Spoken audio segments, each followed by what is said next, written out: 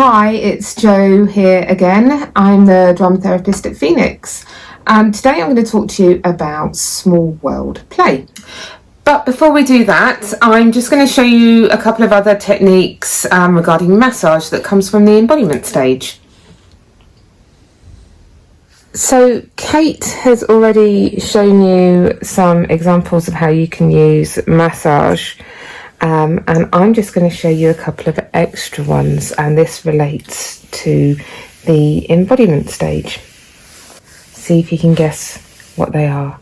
It's an O, an O. How about this one?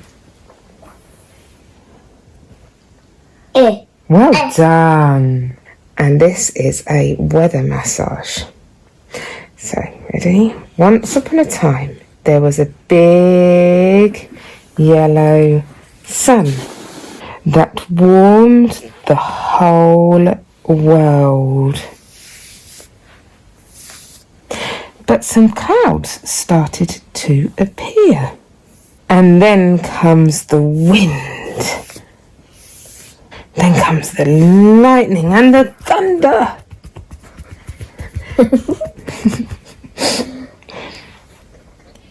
And it started to rain.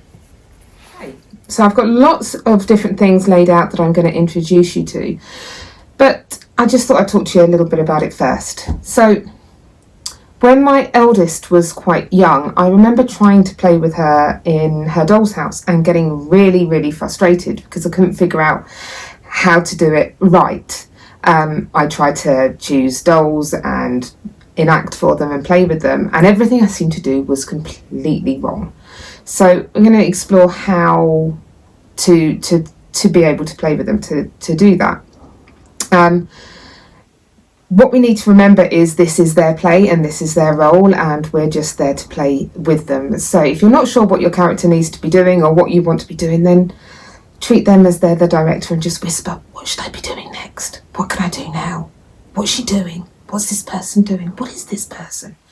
And just try and be led by what they're doing.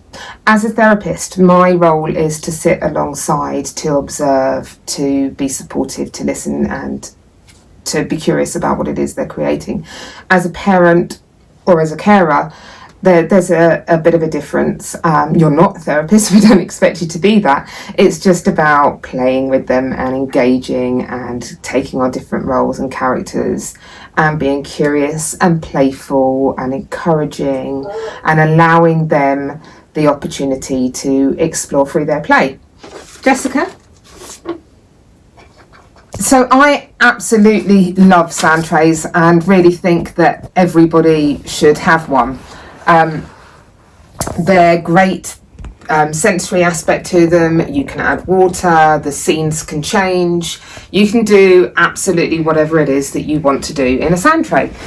And I have lots of different things that I use and try to have different aspects from various different situations. So as you'll see, I've got some natural stones and pine cones and that side of things. I've got army figures, I've got magical Harry Potter, I've got people, I've got emergency services, animals, superheroes, we've got houses, mythical creatures and dinosaurs. So something from lots of different areas. Don't have to have lots, just whatever you happen to have around. So Jessica, what would you like to play with? Lots of shells.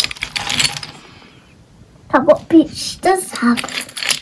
Like the beach. Beach has loads of shells and rocks and seaweed. It has rocks and seaweed. And shells. And shells. And there's shells. So there's nothing special about this sand tray. It is just a cheap IKEA table with a bit of skirting board fixed onto it. But you could also just use a plastic tub that you can get from a DIY store. Clean or new cat litter trays are quite good, the size that they are. You might have a sand tray that's in the garden. You can use any kind of tub that fits or works in your house. Is that better? It's Kit's house. It's Kit's house. Oh. So you're going to be koala and I'm going to be kimono. What's kimono going to do? Swim in the water. Kimono's going to swim in the And water. the shark doesn't want to come in the water. They want to be sad. Sad. The shark's going to the side. He's saying, don't come this way because of the shark. So the other thing that I'm going to talk about are setting up some scenes for play. It's really, really important that we don't rely on our children to pull the small world stuff out and to try and engage in it. A lot of them might not know how to, might not know that they can ask or where things are, or be reluctant to do it. So what I would really actively encourage is that you set up different scenes for them, and if the scenes are there and if it's set up, they will engage, they will use it in whatever way it is they want. There is no rights or wrongs. So what I've got here is I've set up a scene, a farmyard scene. And I've done this on this big plastic tray. It's a tough tray or a tough spot, and you can get those from most DIY stores or online. They're really, really good because it gives you that lip, it contains it a little bit more, it gives you that space to set up that scene. Is that a sheep? Sheep running into here. Because of the tractor. And here are some other examples of play scenes that you can set up and you can recreate at home.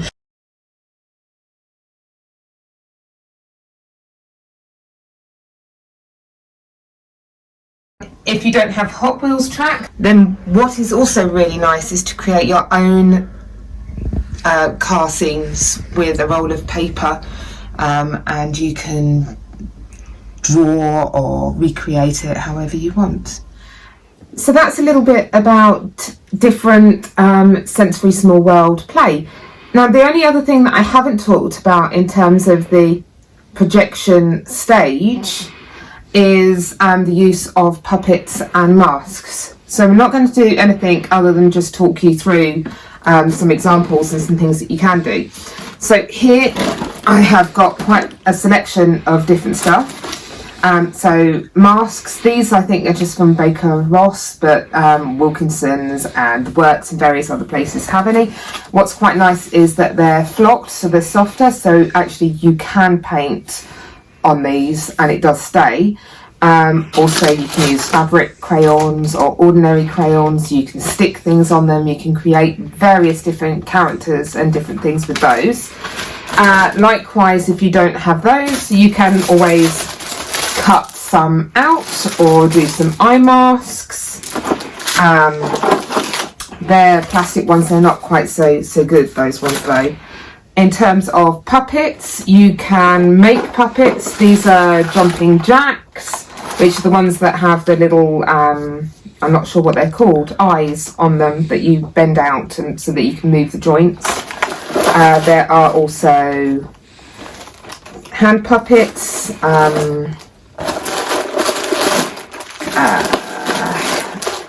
glove puppets, easy to make. Sock puppets are great as well. Googly eyes are good for those.